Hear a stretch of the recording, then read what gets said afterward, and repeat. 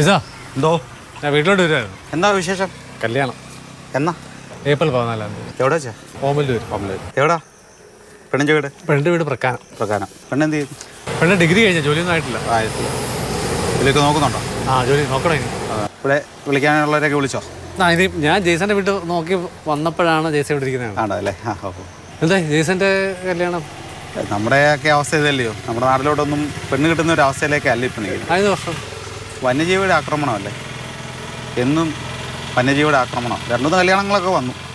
അതൊക്കെ ഇവിടേക്ക് പെണ്ണിനെയൊക്കെ വിടാനും വലിയ ആളുകൾക്ക് ബുദ്ധിമുട്ടായി തുടങ്ങി.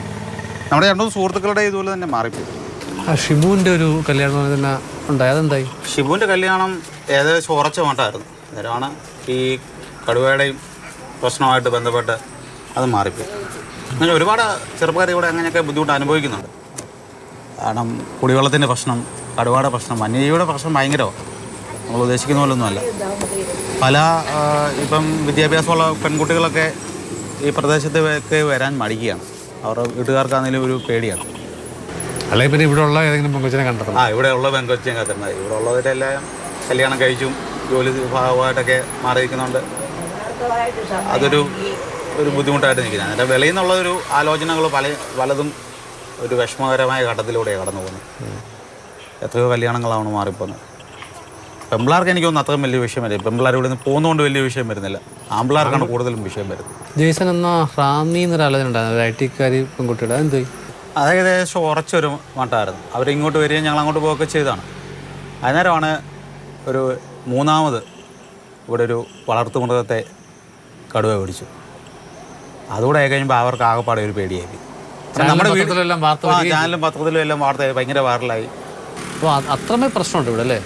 പിന്നെ അത്രമേ പ്രശ്നമുണ്ട്. നമ്മുടെ റജി വളവഞ്ഞാലെന്ന് പറഞ്ഞ റയിച്ചാനോട് ചോദിച്ചാൽ കറക്റ്റ് കാര്യങ്ങൾ, അദ്ദേഹം കർഷകനല്ലേ, അദ്ദേഹത്തിൻ്റെ പശുവിനെയാണല്ലോ പിടിച്ചത്.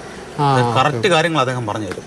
ഈ പശുവിനെ മറവ് ചെയ്ത ശേഷം, പോസ്റ്റ്മോർട്ടം ചെയ്ത് മറവ് ചെയ്ത ശേഷം വൈകിട്ട് അന്ന് ഇവിടെ വന്ന് വീണ്ടും വൈകിട്ട് ഈ പശുവിനെ പിടിച്ചെടുത്ത് വീണ്ടും കടുവ വന്നു. അന്നേരമാണിന്ന് ഫോറസ്റ്റുകാരും അവർ അംഗീകരിച്ച് കടുവ വന്നു. പിന്നെ ഒരു ക്യാമറ വെച്ചു. ക്യാമറയ്ക്കകത്ത് കടുവയുടെ പടം തെളിഞ്ഞു. പിന്നെ അവർ കൂട് കൊണ്ടുവച്ചു. പിന്നെ അനുബന്ധമായ കാര്യങ്ങൾ പോയി. അത് കഴിഞ്ഞ് അതിന് ശേഷമാണ് വീണ്ടും വെതിമല ഭാഗത്ത് വീണ്ടും 2 പശുവിനെ കൂടെ കടുവ, മാമ്പ്രയത്ത് എബ്രാഹാമിൻ്റെ 2 പശുവിനെ കൂടെ കടുവ പിടിച്ചു. പിന്നിട്ട 1 വർഷത്തിനിടെ നിരവധി കാലികളെയാണ് വന്യജീവി പിടിച്ചത്. ആദ്യഘട്ടത്തിൽ വളർത്തുമൃഗങ്ങളെ കൊന്നുതിന്നതെല്ലാം കടുവ തന്നെയായിരുന്നു. ഇത് പെരുന്നാടിന് പുറത്തും ഭീതി വിതച്ചു. ഇവിടെ പുലിയും കടുവായൊക്കെ അവിടെ ഇവിടെ ഇറങ്ങി കന്നാലി ആടിനെയൊക്കെ പിടിക്കുന്നുണ്ട്.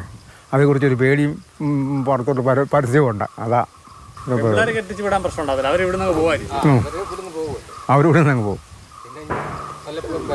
ചിലപ്പോൾ ഇങ്ങോട്ട് കെട്ടിക്കൊണ്ട് വരാൻ അവർ സമ്മതിക്കുകയില്ല മറ്റുള്ളവർ.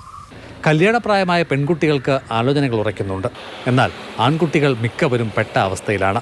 ആലോചന മുറുകുമ്പോൾ കടുവ ഇറങ്ങിയ നാടെന്ന പേര് പൊല്ലാപ്പാകും. കാരണം എന്താണെന്ന് വെച്ചാൽ പെൺപിള്ളേരെ ഇങ്ങോട്ട് അയക്കാൻ മറ്റുള്ളവർക്ക് ബുദ്ധിമുട്ടാണ്. കാരണം അവർക്ക് അവരുടെ മക്കളുടെ ജീവനിൽ പേടിയുണ്ട്. പൊതുവേ ഇപ്പോൾ ഈ മലമ്പ്രദേശത്ത് ഇങ്ങനെ കഴിഞ്ഞ കൊല്ലം പശുവിനെ പിടിച്ചേ പിന്നെ തന്നെ ബുദ്ധിമുട്ടാണ്. കല്യാണമൊക്കെ ആലോചിച്ചാൽ ബുദ്ധിമുട്ടാണ് നടക്കാൻ. ഈ കല്യാണം നടക്കാത്തതുകൊണ്ടാണ് താടി കളത്തിരിക്കുന്നത്. അല്ല, ഇതൊരു ട്രെൻഡല്ലേ, ഇപ്പോൾ ഇതൊരു ട്രെൻഡ്. അതിൻ്റെ ഭാഗമായിട്ടൊരു സ്റ്റൈല് അതിന് വളർത്തിയെന്നേ ഉള്ളൂ. അല്ല, അങ്ങനെ നിരാശപ്പെടേണ്ട കാര്യമൊന്നുമില്ല കേട്ടോ. എനിക്ക് പെണ്ണ് കിട്ടിയല്ലോ. അവിടെ നമുക്കൊന്ന് നോക്കാം, ഒന്നുകൂടെ നോക്കാം. തീർച്ചയായിട്ടും മാതൃഭൂമി പത്രത്തിലെ നമുക്കൊരു വൈവാഹിക പങ്ക്തി പരസ്യം കൊടുക്കും. എല്ലാവരും പ്രതീക്ഷ എൻ്റെ നമ്പരും വരും. അപ്പോൾ ഏപ്രിൽ 14 കാര്യം മറക്കണ്ട, നേരത്തെ അങ്ങെത്തണം. തീർച്ചയായിട്ടും. ഓക്കെ, ഇത് നമുക്ക് പരസ്യത്തിലൂടെ പരിഹാരം കണ്ടെത്താം. ഓക്കെ. ജയചന്ദ്രൻ പുല്ലമ്പാറയ്ക്കൊപ്പം CK Abhilal, Mathrubhumi news, Pathanamthitta. CK അഭിലാലുണ്ട്. Good morning Abhilal. നമ്മൾ മറ്റേ കല്യാണരാമൻ സിനിമയിൽ കണ്ടതുപോലെ കല്യാണം മാത്രമല്ല, എന്ത് നമ്മൾ സെറ്റാക്കി കൊടുക്കും, പെണ്ണിനെയും ചെറുക്കനെയും വരെ സെറ്റാക്കി കൊടുക്കുമെന്ന് പറഞ്ഞാൽ ആ ചെറുപ്പക്കാരനൊരു പ്രതീക്ഷയൊക്കെ കൊടുത്തിട്ടുണ്ട് കേട്ടോ. സത്യത്തിൽ ഈ വന്യജീവികൾ നാട്ടിലിറങ്ങുമ്പോൾ ഉണ്ടാകുന്ന പ്രശ്നങ്ങളുടെ കൂട്ടത്തിൽ ഒന്ന് നമ്മൾ പറയും ഉപജീവനമാർഗം മുട്ടിപ്പോയി, ജീവിക്കാൻ കഴിയുന്നില്ല, ഭീതിയാണ്, ജീവന് ഭീഷണിയാണ്. പക്ഷേ ഇമാതിരി ഒരു ഭീഷണിയെ പറ്റി ഞാൻ ആലോചിച്ചിരുന്നേ ഇല്ല അഭിലാലെ. വാസ്തവമാണല്ലേ?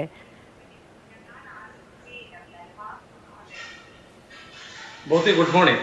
എന്റെ വീടിന്റെ അവിടെ നിന്ന് ഏറെക്കുറെ ഒരു 25 കിലോമീറ്റർ അകലെയാണ് ഈ പെരുന്നാട് ഗ്രാമപഞ്ചായത്ത് പ്രദേശം. അവിടെ തന്നെ ശബരിമല പാതയിൽ നിന്ന് ഏറെക്കുറെ 1 കിലോമീറ്റർ മലപ്രദേശത്തോട് കയറി ചെന്നാലാണ് ഈ ബദനിമല, കോളാമല പ്രദേശങ്ങളൊക്കെ തന്നെ. കഴിഞ്ഞ ഏപ്രിൽ മുതൽ ഏറെക്കുറെ 1 വർഷത്തോട് അടുക്കുന്നു അവിടെ നിരന്തരം വന്യജീവി ശല്യമാണ്. ആദ്യം 4 പശുക്കളെ കടുവ തന്നെ ഇറങ്ങി പിടിക്കുന്ന സ്ഥിതി ഉണ്ടായി. വനവകുപ്പിന്റെ ക്യാമറയിൽ അത് പതിഞ്ഞു. പിന്നീട് പല കുറി ഇത്തരം സംഭവങ്ങൾ ആവർത്തിക്കപ്പെട്ടു. ഏറ്റവും ഒടുവിൽ 2 ആഴ്ച മുൻപ് അവിടെ ഒരു ക്ഷീര കർഷകന്റെ ആടിനെ വന്യജീവി പിടിച്ചു. അത് ഏത് തരം വന്യജീവിയാണ് എന്നതിൽ സംശയങ്ങൾ ബാക്കിയുണ്ട്. ജെയ്സൺ തന്നെയാണ് എന്നെ വിളിച്ച് ഈ വിവരം പറഞ്ഞത്. അപ്പൊ ഞാൻ ജെയ്സണോട് ചോദിച്ചു ആ ക്ഷീര കർഷകന്റെ പേരും വിലാസം കൂടി നൽകാൻ പറഞ്ഞപ്പോൾ അദ്ദേഹം പറഞ്ഞത് ഇത് ആ പ്രദേശവാസിയായ ഒരാളുടേത് എന്ന തരത്തിൽ വാർത്ത വന്നാൽ മതി. അപ്പൊ ഞാൻ അതിന്റെ കാരണം അന്വേഷിച്ചപ്പോൾ അദ്ദേഹം പറഞ്ഞത് ഈ ക്ഷീര കർഷകന്റെ മകന്റെ വിവാഹം ആലോചനകൾ നടക്കുകയാണ്. ഇനി വാർത്ത വന്നിട്ട് ഇനി അത് മുടങ്ങാൻ മറ്റൊരു കാരണമായി ഇത് മാറേണ്ടതില്ല എന്നാണ് ജെയ്സൺ പറഞ്ഞ മറുപടി. ചുരുക്കത്തിൽ ആ മേഖലയിൽ നിറഞ്ഞു നിൽക്കുന്ന യുവാക്കളുടെ ഒക്കെ തന്നെ ഒരു പ്രശ്നമാണ് ഇത് എന്നുള്ളത് കൂടിയാണ് ജെയ്സന്റെ വാക്കുകളിൽ നിന്ന് മനസ്സിലായത്.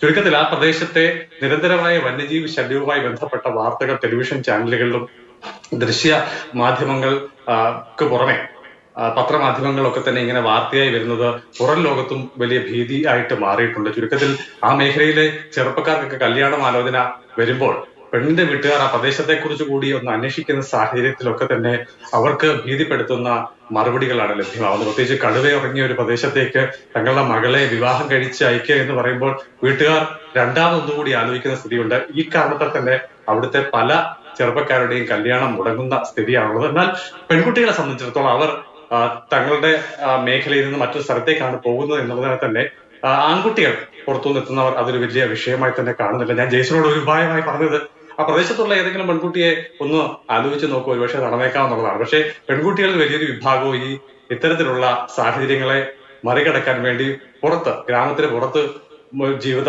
മാർഗം തേടി പോവുക, അതല്ലെങ്കിൽ ഗ്രാമത്തിന് പുറത്തേക്ക് വിവാഹം കഴിച്ചു പോകാനാണ് ആഗ്രഹിക്കുന്നത് എന്നുള്ളതാണ് ജെയ്സന്റെ മറുപടിയിൽ നിന്ന് ലഭ്യമായത്. ഏതായാലും കർഷകരെ കൂടി നമ്മൾ കണ്ടിരുന്നു. സമാനമായ തരത്തിലുള്ള പ്രതികരണം അവരുടെയും ഭാഗത്തുനിന്ന് ഉണ്ടായിട്ടുണ്ട്. എന്തായാലും ഇത് ഈ ഒരു പ്രദേശത്തെ മാത്രം വിഷയമല്ല. സമാന രീതിയിൽ കുടിവെള്ളക്ഷാമം നേരിടുന്ന നിരവധി മേഖലകൾ ജില്ലയിലുണ്ട്. ഒപ്പം തന്നെ വന്യജീവി ആക്രമണം നേരിടുന്ന സംസ്ഥാനത്തെ പല മേഖലകളിലേക്കും സമാനമായ സ്ഥിതിയിൽ യുവാക്കളുടെ കാര്യങ്ങളുണ്ട്. എന്തായാലും നിറഞ്ഞു നിൽക്കുന്ന ഒരുപാട് ആളുകളുടെ മാനസികമായ വ്യഥയാണ് ജെയ്സന്റെ വാക്കുകളിലൂടെ വ്യക്തമായിട്ടുള്ളത്. ആ മേഖലയിലെ കർഷകരുടെ ഭാഗത്തുനിന്നും വ്യക്തമായിട്ടുള്ളത്. ചുരുക്കത്തിൽ ഈ വനം വകുപ്പ് ഉദ്യോഗസ്ഥരുടെ ഭാഗത്തുനിന്ന് ഒരു സജീവമായ ഇടപെടൽ ഉണ്ടായാൽ, അല്ലെങ്കിൽ സർക്കാരിന്റെ ഭാഗത്തുനിന്ന് ഒരു സജീവമായ ഇടപെടൽ ഉണ്ടായാൽ ഇങ്ങനെ ഉള്ള യുവാക്കളുടെ പ്രശ്നത്തിനൊരു ശാശ്വതമായ പരിഹാര തീർച്ചയായിട്ടും അഭിലാലെ അങ്ങനെ ഒരു ശാശ്വത പരിഹാരം ഉണ്ടാവട്ടെ.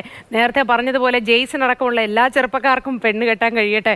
എല്ലാവരും സധൈര്യം കയറി ചെല്ലാൻ കഴിയുന്ന ഒരു നാടായി അത് മാറണമെങ്കിൽ ഈ പറഞ്ഞ വന്യജീവികളുടെ ഒന്നും ശല്യം ഉണ്ടാവാതിരിക്കട്ടെ, അല്ലേ? അപ്പോൾ അഭിലാലിന് അതിഗംഭീരമായ ഒരു ദിവസമായിരിക്കട്ടെ. പാവപ്പെട്ടവന് ഒരു പെണ്ണിനെ എവിടെന്നെങ്കിലും തപ്പിക്കൊടുക്കാനുള്ള ഉത്തരവാദിത്വം ഉണ്ട് കേട്ടോ. ജെയ്സനെ പോയി കണ്ട് ജെയ്സന്റെ ഒരു പ്രതീക്ഷയൊക്കെ കൊടുത്തിട്ടാണ് അഭിലാലിന്റെ വരവ്.